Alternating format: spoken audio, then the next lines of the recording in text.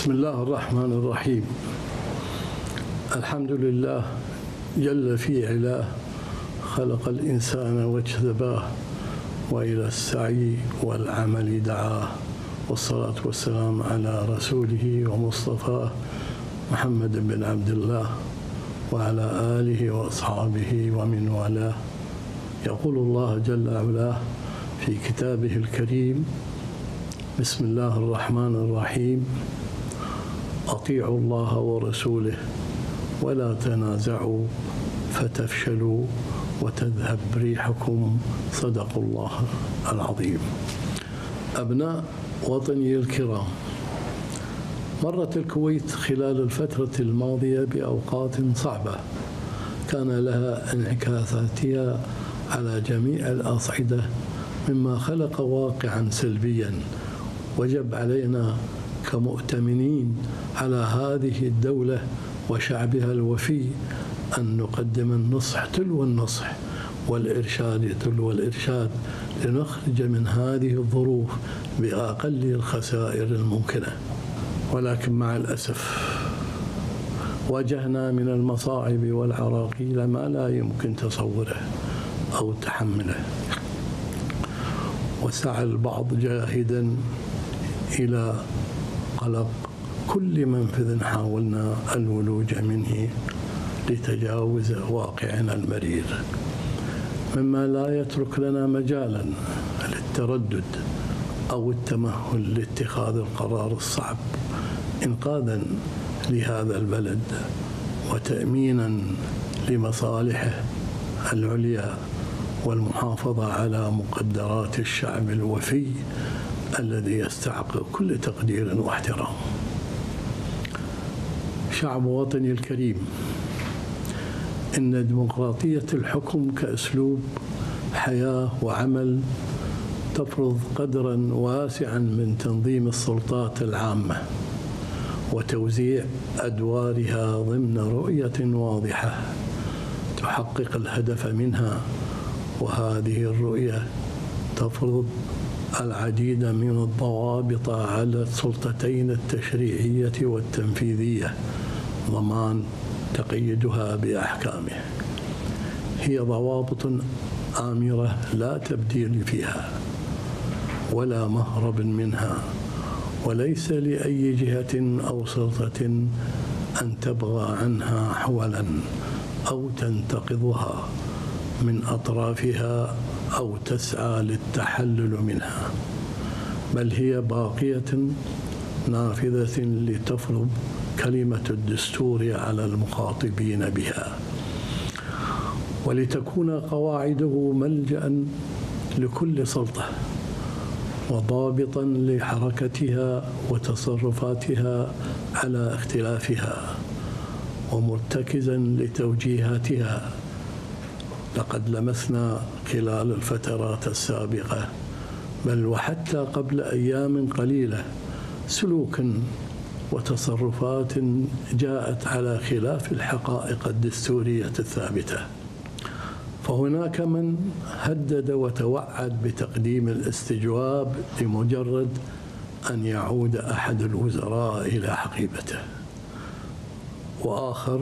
يعترض على ترشيح البعض الآخر، متناسيين جهلا أو عمدا أن اختيار رئيس الحكومة وأعضائها حق دستوري خالص لرئيس الدولة، ولا يجوز لأحد اقتحام أسواره أو الاقتراب من حدوده أو التدخل في ثناياه، بل وصل التمادي إلى حدود لا يمكن القبول بها أو السكوت عنها، لما تشكله من هدم للقيم الدستورية وأهدار للمبادئ الديمقراطية التي ارتضيناها جميعا طريقا هاديا للتحقيق المصلحة العامة. فنجد البعض مع الأسف الشديد يصل تماديه إلى التدخل في صميم اختصاصات الأمير ويتدخل في اختياره لولي عهده، متناسيا أن هذا حق دستوري صريح وواضح وجلي للأمير. ومتى ما زكى الأمير أحدهم لولاية العهد يأتي دور السلطات الأخرى كما رسم لها الدستور اختصاصها، وليس قبل ذلك بأي حال من الأحوال. ولا بد أن أشير كذلك إلى أن مصادر الثروة الوطنية لا يجوز التفريط فيها أو استخدامها على وجه يستنزف مواردها ويعطل مصالح الأمة عن طريق اقتراحات تهدر المال العام ولا تحقق الصالح العام. وإنما يجب أن تعمل هذه الاقتراحات في خدمة الاقتصاد الوطني وفي إطار خطة التنمية. يا أهل الكويت الكرام، إن الجو غير السليم الذي عاشته الكويت في السنوات السابقة شجع على انتشار الفساد ليصل إلى أقلب مرافق الدولة، بل ووصل إلى المؤسسات الأمنية والاقتصادية مع الأسف، بل ونال حتى من مرفق العدالة الذي هو ملاذ الناس لصون حقوقهم وحرياتهم، ليبقى دائما مشعلا للنور وحاميا للحقوق وراعيا للحريات. ونحن على يقين تام أن القضاء قادر بإذن الله تعالى على تطهير نفسه على يد رجاله المخلصين، وتوفيق من الله تعالى لهم في مهمتهم النبيلة هذه. ويجب أن يعلم الجميع أن لا أحد فوق القانون، فمن نال من المال العام دون وجه حق سوف ينال عقابه أيا كان موقعه أو صفته. لن أسمح على الإطلاق أن تستغل الديمقراطية لتحطيم الدولة، لأن مصالح أهل الكويت التي هي فوق الجميع أمانة في أعناقنا، علينا واجب صونها وحمايتها، وكما حرص حكامنا السابقين على تثبيت دعائمها وسلموا رايتها لنا، فسيكون همنا وواجبنا كذلك أن نسلم راية الديمقراطية إلى من يأتي من بعدنا خفاقة عالية في زماننا. ولا يفوتني أن أشير كذلك إلى تصرفات بعض الحكومات التي مررت مخالفات وتجاوزات جسيمة نتيجة للضغط النيابي أو اجتهادات غير موفقة أو مدروسة، ما انعكس سلبا على المصلحة العامة. حتى وجدنا من أدين بالخيانة حرا طليقا نتيجة لهذه الممارسات غير المقبولة. ولن أسمح على الإطلاق أن يتكرر ذلك تحت أي ظرف من الظروف. كما لا بد أن أوضح بشكل لا لبس فيه أو غموض أن الأمن مسألة في غاية الأهمية، وسوف نولي جل اهتمامنا لتحقيق هذه الغاية. فنعيد النظر في قوانين الأمن الاجتماعي أولا، فمن دخل البلاد على حين غفلة وتدثر في عباءة جنسيتها بغير حق، ومن انتحل نسبا غير نسبه، أو من يحمل ازدواجا في الجنسية، أو وسوست له نفسه أن يسلك طريق التزوير للحصول عليها، واستفاد من خيرات البلاد دون حق، وحرم من يستحقها من أهل الكويت. فالدولة تقوم على دعامتين أساسيتين: الأمن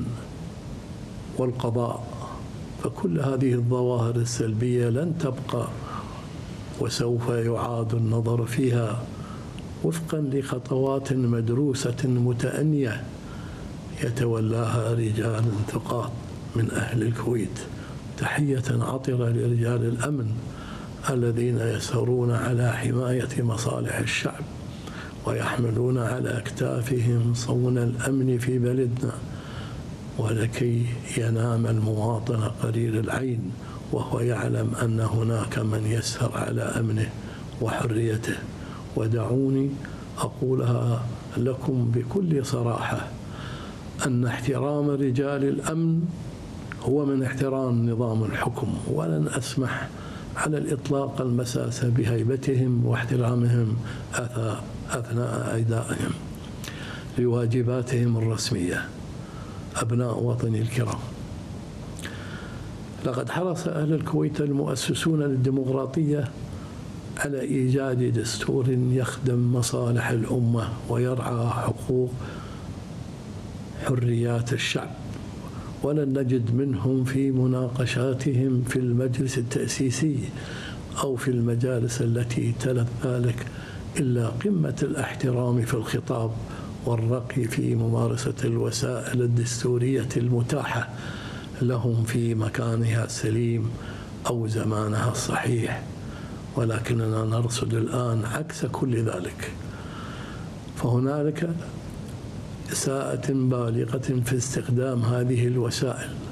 وفي أسلوب الخطاب الذي لا يتفق مع عادات وتقاليد أهل الكويت الطيبين الأصليين. وغدت قاعة عبد الله السالم بدلاً من أن تكون مكاناً لممارسة ديمقراطية حقيقية سليمة، أصبحت مسرحاً لكل ما هو غير مألوف وغير مستحب أو مقبول من الألفاظ والعبارات. ولم يقف الأمر عند هذا الحد، بل تعدى إلى الإفراط في استخدام حق الاستجواب في كل صغيرة وكبيرة، مما أهدر القيمة الحقيقية لهذا الحق بوصفه إداة راقية للمساءلة والمحاسبة، وليس وسيلة للابتزاز والتهديد أو طريقا للحصول على مكاسب أو منافع شخصية. فليس لهذه الأغراض أقر الدستور أداة الاستجواب، وإنما نص عليها لتكون وسيلة للإصلاح وتقويم الأعوجاج إن وجد، وبغير ذلك تفقد هذه الأداة الراقية قيمتها ودوافع تغييرها. ومن الواجب علينا أن نعلن رفضنا لكل هذه الممارسات، وأن نضع حلا لها بما ينهيها ليعود لقاعة عبد الله السالم بهاؤها ورمزا للديمقراطية المعبرة عن شعور أهل الكويت والمتفق مع عاداتها وتقاليدها الأصيلة التي تقدر وتحترم الكبير وتستمع لوجهات النظر الأخرى، لا أن تكون ساحة لمعارك كلامية غير مقبولة أو ممارسات غير دستورية خارجة عن نطاق المنطق والعقل. إخواني وأخواتي أهل الكويت الطيبين، اضطراب المشهد السياسي في البلاد وصل إلى مرحلة لا يمكنني السكوت عنه، إذ الواجب يفرض علينا أن نبادر إلى اتخاذ جميع الوسائل الضرورية لتحقيق المصلحة العليا للبلاد. وأشير هنا إلى ما حدث خلال الأيام القليلة الماضية، فبعد تعيين رئيس مجلس الوزراء وتكليفه بتشكيل الحكومة، تم التواصل مع عدد من أعضاء مجلس الأمة لتأمين مشاركة البعض منهم في تشكيل الحكومة امتثالا والتزاما بأحكام المادة 56 من الدستور. ومع ذلك وحرصا على إتاحة كل الوقت الممكن لتشكيل الحكومة رغم كل العراقيل التي وضعت، فقد أصدرنا المرسوم رقم 67 لسنة 2024 بتأجيل اجتماعات مجلس الأمة لدور الانعقاد العادي الأول للفصل التشريعي 18 إلى يوم الثلاثاء الموافق 14 مايو 2024، أعمالا لنص المادة 106 من الدستور،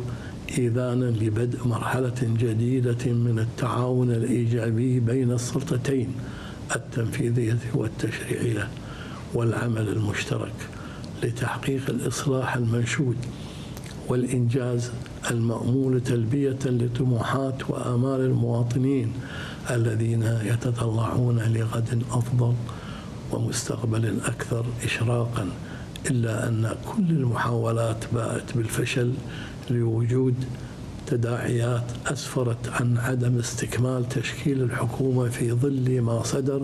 من عدد من أعضاء المجلس من تباين تجاه الدخول في التشكيل الحكومي، ما بين إملاءات وشروط البعض للدخول فيها، حيث اشترط بعضهم شغل حقائب معينة بأعداد لا يمكن قبولها، كما فرض بعضهم أسماء محددة، مما وضعنا أمام موقف دستوري لا بد من العمل على معالجة أسبابه والحيلولة دون تكرارها في المستقبل، حرصا على مصالح البلاد والعباد. أبناء وطني الكرام، أن الدستور بوصفه وثيقة تقدمية تستجيب لمتطلبات الحياة ومتغيراتها يجد متنفسة بانسجامه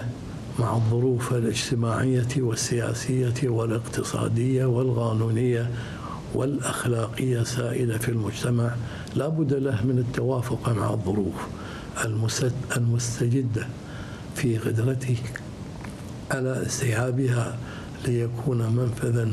له في الاستمرار كأداة تحكم واقع المجتمع وتكويناته،